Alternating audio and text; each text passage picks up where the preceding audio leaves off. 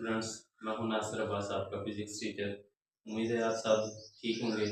आज बच्चे हमारा लेक्चर है difference between scalar and vector, chapter number 2 kinematics. तो स्टार्ट करते हैं। आइए, यूनिट नंबर 2 है differentiate between scalar and vector. सबसे पहले आपको ये सीखना है कि स्केलर और वेक्टर में मेन डिफरेंस क्या है। स्केलर क्वांटिटीज हैं और वो फिजिकल क्वांटिटीज हैं, और फिजिकल क्वांटिटीज का आपको पता है वो क्वांटिटी होती हैं जिनको मेजर किया जा सकता है। और वेक्टर वो भी फिजिकल क्वांटिटी है। और वेक्टर और स्केलर में एक डिफरेंस जो है वो डायरेक्शन का है। फॉर एग्जांपल, हमने यहाँ से कहीं डिस्टेंस मूव करना है, कुछ भी डिस्टेंस, या कोई गाड़ी मूव करती है कोई distance 5 kilometre, 6 kilometre and so on, या आप किसी बाजार में जाके कोई चीज़ शॉपकीपर से खरीदते हैं कि चीनी लेनी है या और कोई चीज़, ये सारी स्केलर क्वांटिटीज हैं। इनकी मैग्नीट्यूड होती है जस्ट। मैग्नीट्यूड जस्ट नंबर को कहा जाता है विद प्रॉपर यूनिट। जैसे 5 kg शुगर है, तो 5 जो है वो एक नंबर है, और साथ उसके जो प्रॉपर यूनिट लगा हुआ है किलोग्राम, वो इन दोनों को मिला के 5 kg, ये मैग्नीट्यूड है किसकी, मैस की। इसीलिए मैस एक स्केलर क्वांटिटी है। तो स्केलर क्वांटिटीज को नंबर विद प्रॉपर यूनिट जो कि मैग्नीट्यूड होता है, वो स्केलर को शो करता है। वेक्टर के लिए आप ये समझ सकते हैं कि जैसे हम कोई गाड़ी मूव करती है, जैसे कि किसी स्पीड से मूव कर रही है, वेलोसिटी से 25 मीटर पर सेकंड से मूव कर रही है। अब उसका बताना पड़ेगा कि किस डायरेक्शन में मूव कर रही है। ये जो 25 किलोमीटर मीटर पर सेकंड है, स्पीड का यूनिट जो होता है वो मीटर पर सेकंड है। तो आप यहाँ पे ये कहेंगे कि 25 मीटर पर सेकंड, ये तो मैग्नीट्यूड है। Yes, you are right. 25 metre per second ये स्पीड है। लेकिन अगर गाड़ी 25 मीटर पर सेकंड की स्पीड से नॉर्थ की तरफ या साउथ की तरफ मूव कर रही है, तो देन ये आपने इसके साथ डायरेक्शन बताई है toward north, south, east, west. इनमें से कोई भी एक डायरेक्शन जो होगी जिस तरफ गाड़ी मूव कर रही है, तो हम फिर कहेंगे कि ये वेक्टर को दोनों चीजें डिफाइन करती हैं। तो वेक्टर में दो चीजें हैं, एक मैग्नीट्यूड और एक डायरेक्शन। मैग्नीट्यूड का तो आपको पहले बता दिया है। डायरेक्शन मतलब जो कि ईस्ट, वेस्ट, नॉर्थ, साउथ होती हैं एंड सो ऑन। आइए हम इसकी डिटेल से पढ़ते हैं। बच्चे सबसे पहले इसका क्वेश्चन लिखेंगे कि स्केलर और वेक्टर का क्वेश्चन कैसा आ सकता है पेपर में, तो आपको फिर आगे किस तरह लिखना है। आइए चलते हैं।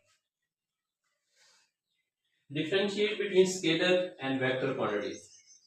स्केलर क्वांटिटीज क्या होती हैं और नेक्स्ट वेक्टर क्वांटिटीज क्या होती हैं, ये हम इस कॉलम बनाएंगे, इसको पार्टीशन करेंगे इसकी। तो सबसे पहले देखते हैं कि स्केलर क्वांटिटीज क्या है। Those quantities which can be described completely by magnitude only are called scalar quantity। completely इसलिए यहाँ पे बोला गया है क्योंकि जब आप किसी शॉपकीपर को ये कहेंगे कि मैंने 5 किलोग्राम शुगर लेनी है, तो जब आप उसको ऐसा बोलेंगे तो वो इजीली अंडरस्टैंड कर जाएगा कि ये क्या कहना चाह रहा है। तो अगर आप, मैं ये आपको एक दूसरी बात बताता हूँ कि आप जाके वैसे ही कह देते हैं कि मुझे चीनी चाहिए या शुगर चाहिए, 5 चाहिए, तो उसको तो नहीं ना पता चलेगा जब तक उसके साथ प्रॉपर यूनिट नहीं बताएंगे। इसी तरह जब आप किसी दुकान पे जाते हैं और कपड़े लेने हैं, तो आपको बताना पड़ता है कि मुझे इतने मीटर कपड़ा चाहिए, 5 मीटर, 6 मीटर, 7 मीटर कपड़ा चाहिए। तो जो 6 है या 5 है और 7 मीटर है, 5 एक नंबर है और मीटर उसका यूनिट है, तो ये इन दोनों को 5 मीटर, ये मैग्नीट्यूड होगी। तो मैग्नीट्यूड सिर्फ स्केलर के लिए होती है, वेक्टर्स के लिए भी होती है, लेकिन वेक्टर्स के लिए मैग्नीट्यूड के साथ साथ डायरेक्शन भी आती है। इसीलिए दोनों की डेफिनेशन को जरा समझिएगा। Those quantities which can be described completely by magnitude only are called scalar quantity। जबकि यही डेफिनेशन बच्चे उधर ही भी आपने इसी तरह को डिफाइन करना है, लेकिन यहाँ पे ये मैग्नीट्यूड के बाद आपने एंड लगा के डायरेक्शन लिख देना, क्योंकि वेक्टर में मैग्नीट्यूड के साथ साथ डायरेक्शन चाहिए, बस दोनों डेफिनेशन हो जाएंगी।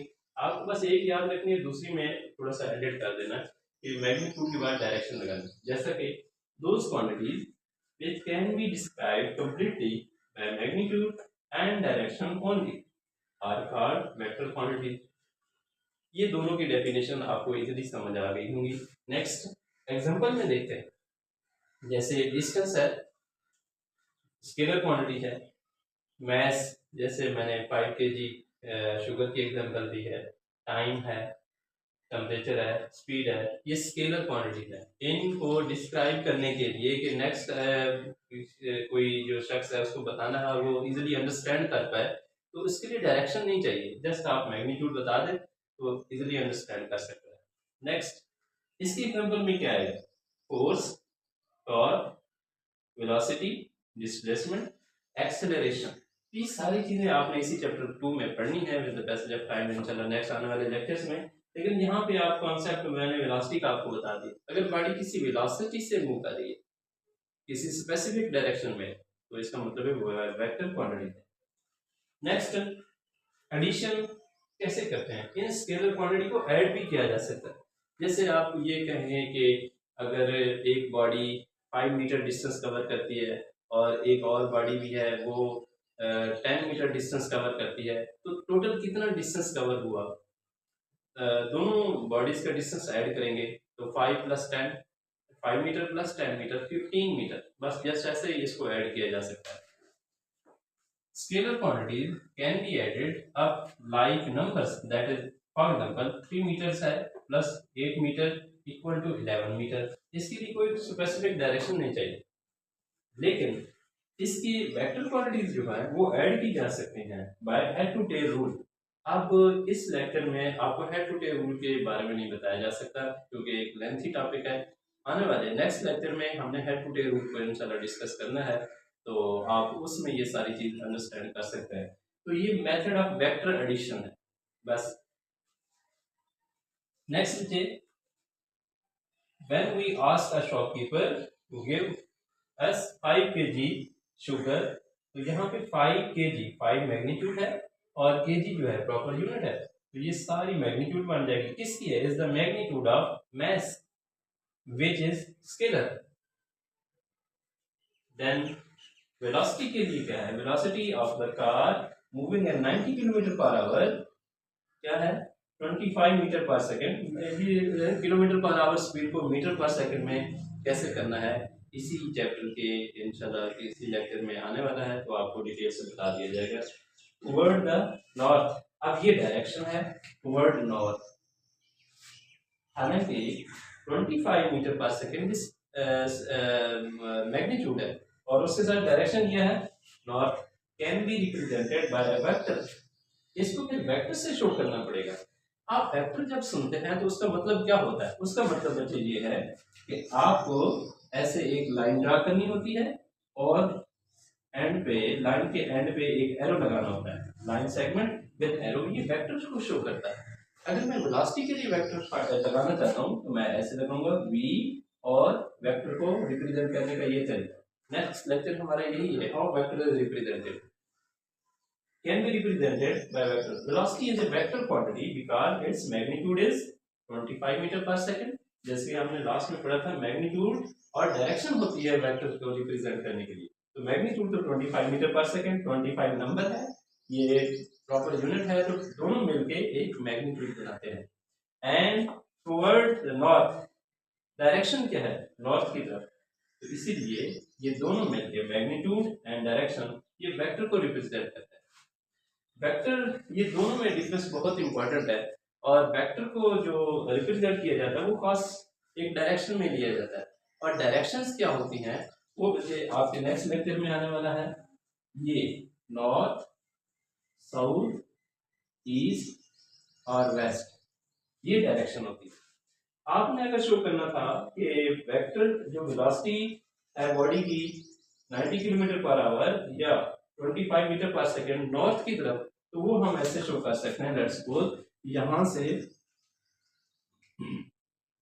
यहां से बॉडी मूव करेगी नॉर्थ की तरफ और हम वेक्टर ऐसे शो करेंगे और यहाँ पे लिख देंगे 25 मीटर पर सेकेंड, ये है वेक्टर की रिप्रेजेंटेशन।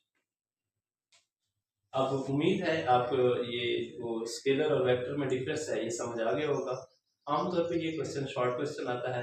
इसके बाद बच्चे पढ़ने का तरीका क्या है कि जो मैंने टॉपिक पढ़ा है क्या आपकी एक्सरसाइज में इसके बारे में है, यस, आप ये देख सकते हैं आपकी बुक,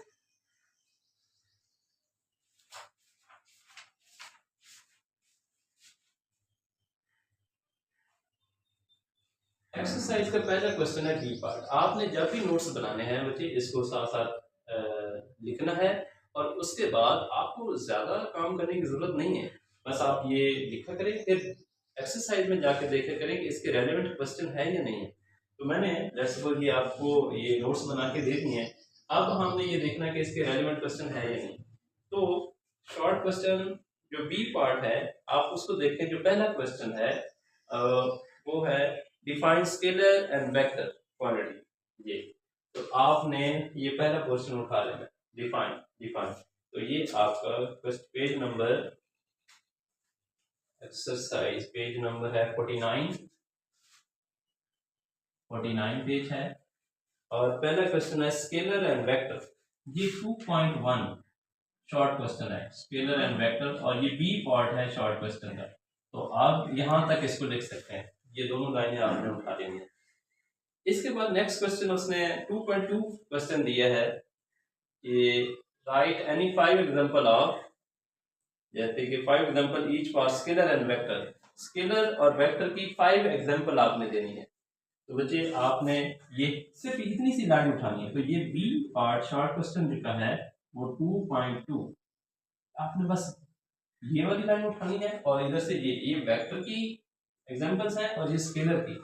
तो देखें हमने एक टॉपिक पढ़ा और उसमें से आपकी एक्सरसाइज में 2 शॉर्ट क्वेश्चन आ गए और आप किसी टॉपिक से वो दोनों शॉर्ट क्वेश्चन उठा सकते हैं। तो आपका जो प्रिपरेशन मेथड होना चाहिए वो इस तरह होना चाहिए, एक टॉपिक पढ़ें, उसके रेलिवेंट आपने लॉन्ग क्वेश्चन भी देखना है, शॉर्ट भी देखना है और एमसीक्यू भी देखना है। तो जब आप चैप्टर के एंड में पहुंचेंगे तो आपकी सारी एक्सरसाइज हो चुकी होगी। और पढ़ने का मेथड भी यही है कि बच्चे को पता होना चाहिए। मसला क्या है कि जब हम पढ़ रहे होते हैं तो सिंपल थ्योरी पढ़ते रहते हैं, जब एंड पे पहुंचते हैं तो एक्सरसाइज को दोबारा से रिकॉल करना पड़ता है कि इसमें क्या क्या चीजें थी। तो इसीलिए सबसे बेहतरीन मेथड ये है कि आप स्टार्ट में जब पढ़ रहे होते हैं तो साथ साथ उसके शॉर्ट क्वेश्चन और एग्जाम्पल न्यूमेरिकल एमसीक्यू देखते जाएं एक्सरसाइज के कि कौन से हैं। तो आपको उसके लिए कोई एक्स्ट्रा एफर्ट नहीं करनी पड़ेगी। वो चीजें जो आपने पहले ही पढ़ी हैं वही आपके एक्सरसाइज के क्वेश्चन भी होंगे, आपको इजीली याद हो जाएंगे। तो उम्मीद करता हूँ आपको इसकी लेक्चर की समझ आ जाएगी। बच्चे फॉलो करना है, मुझे साथ साथ चलना है, तो इंशाल्लाह आप बहुत अच्छा सीखेंगे। और नेक्स्ट लेक्चर हमारा होगा वेक्टर कैसे रिप्रेजेंट करते हैं। इंशाल्लाह नेक्स्ट मुलाकात होगी। अल्लाह हाफिज।